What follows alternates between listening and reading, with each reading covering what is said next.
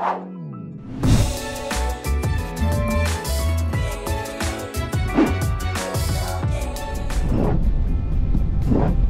magandang araw mga kababayan, no? Maulan pa rin, July 29, July 30 ba ngayon? Araw po ng linggo, July 30. So dito po tayo sa Governor's Drive. Ayan, kakalagpas lang po natin ang boundary ng Dasmariñas at Gentry. Update lang natin, subukan natin mga bayan itong Calax, no? Calax sa Governor's Drive interchange. Oo, so dito po tayo sa gilid. Sa tapat lang po ng Wilcon itong Calax mga kasama. So ayan, oh. Ito po yung parang pinaka interchange po. Tapat lang din po ng Pure Foods. So pupwesto lang po tayo saglit. Subukan natin mag drone. Okay, dito tayo sa Governor's Drive. So ito yung mismong Calax Governor's Drive interchange mga bayan. Tapat lang ng Wilcon. Buwa pa tayo, hindi tayo makapag-drone. So lakarin na lang natin to. Muulan pa rin kasi, tuloy-tuloy yung pag-uulan. Kaya pag tumigil po, subukan natin ulit mag-drone. So ito ako nagtataka mga kasama. Nung muling drone shot ko rito, hindi ko lang kung hanggang saan, kung paano tatagos ng Governor's Drive to, no? So ito, no, yun nga po ang tanong ko, paano tatagos ng Governor's Drive to? Ano ba ito? Magkakaroon ng parang flyover dito? O ito, dito yung ginagawa. Pagkalagpas ng po ng Dasmariñas tsaka Gentry. So sa ngayon, malamang sa malamang po, lakarin ko na lang to para pakita sa inyo.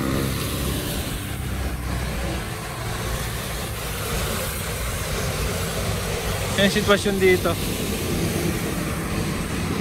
Mas may harang.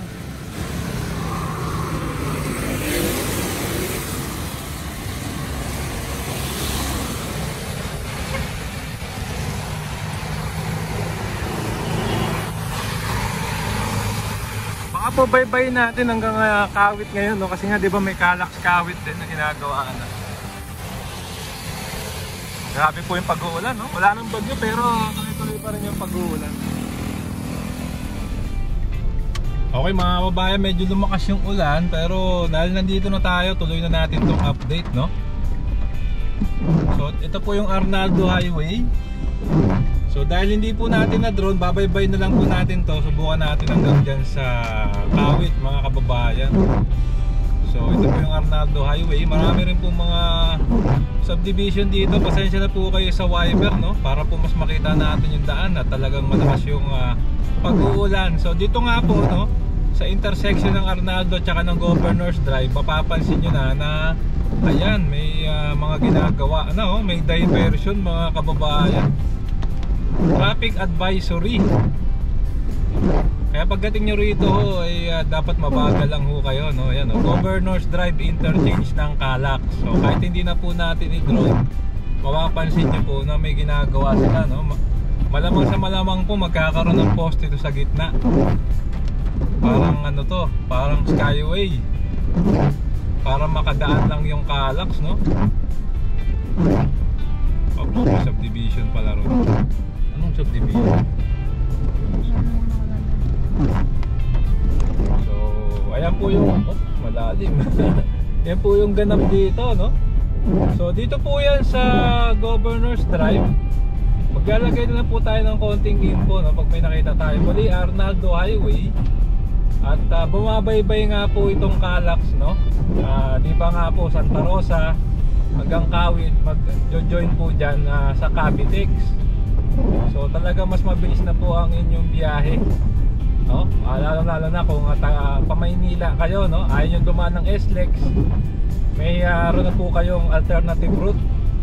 Ito na pong Calax, no? Via Cavitex. Tapos magkakaroon pa tayo ng C5 Southlink Expressway. So talaga naman mga kababayan, sumusuray-suray yung mga puno. Actually ulan lang naman, wala namang masyadong hangin, pero medyo lumalakas po ngayon, no? Ngayong oras na ito. So hanggang dito na lang mga kababayan. Kita-kits po, susubukan natin puntahan yung Kawit interchange ng Calax. Okay mga kababayan, no? Tuloy pa rin yung ating biyahe, Arnaldo Highway, General Trias, Cavite. Papunta po tayong Open Canal. So So binabaybay natin yung tatahaking landas ng Calak, no? So papunta po tayo ng Kawit ngayon. Pero yun nga po, maladaan natin yung open canal, which is meron pong update dyan ng Calak, no? Kapag tayo po yung napapadaan dyan, ginagawa na po dyan yung pundasyon. So ito po yung shortcut, oh. Papunta po ng 13. So ang mangyari, parang reverse lang po yung ginawa natin dati. Kasi dati nagsisimula tayo doon sa open canal from Imus, no? Daang Hari. Pero ngayon, reverse mga kababayan. Malakas pa rin po yung ulan. Subukan natin sanang mag-drone eh.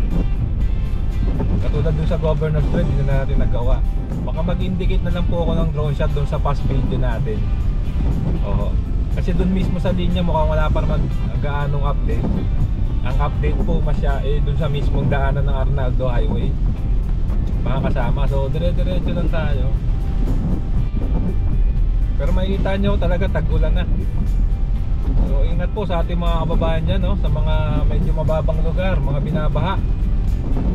Oo, talaga dapat pag nandyan po kayo sa lugar ay maagap. Lalo na yung may katulad po, may sasakyan, dapat angat na kaagad sa mataas na lugar. Parang yung mga mall po nagbibigay ng libreng parking overnight sa mga lugar po na bahay, no? Wala pong bayad, overnight parking. Kasi po bakit po yung ulo nyo, no? Lalo na kapag wala kayong insurance, nako. Or kahit may insurance kayo, yung pagpapagawa, hassle po yun mga kababayan. So dire-diretso lang tayo. Muli kakanan tayo sa open canal.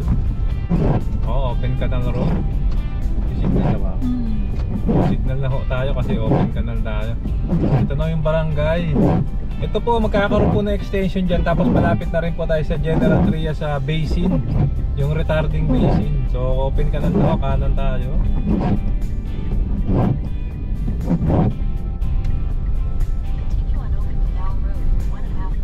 Daan na Paalabang. Yung Daang Hari. So ito na po yung open canal. Medyo yan po yung kanal, nasa gilid lang natin. Talagang open talaga siya. Oho.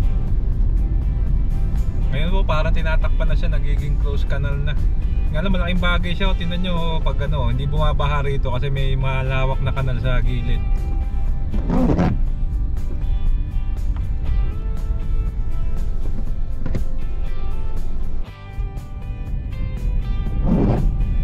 Okay, so ito po, traversing pa rin tayo ng open canal. Ito po part open canal, gentry po itong parte na ito. Pag diniretso niya po, Imus na mamaya. So dito nga rin po pala, asahan nyo gagawin itong kalsada na to kasi gagawin po yung SM dyan sa immediate future, no?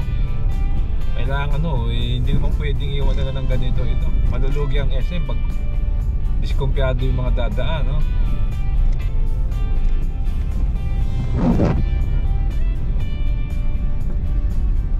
Ayan, so dito na po tayo. Dito po sa part na ito medyo maluwag na.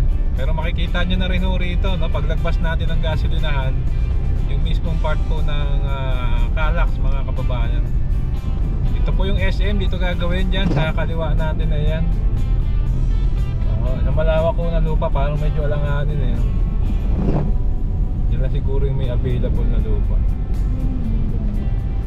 So dito na po. Ito po yung public cemetery ng Gentry.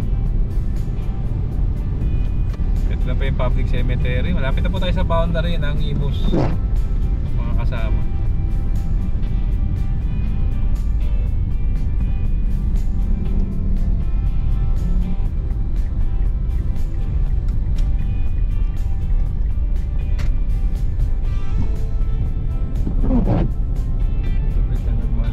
Ito na po, Calax po, open canal interchange naman ang tawag dito. So galing tayo Governor's Drive interchange, ito na po yung Calax open canal interchange. So ginagawa pa rin po siya kahit umuulan, update po natin.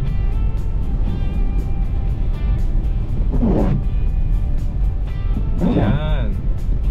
Pasensya na po muli sa wiper natin, no? Kasi wala tayong makikita. So yun na po yung zoom ko na lang, yan po yung pundasyon, no?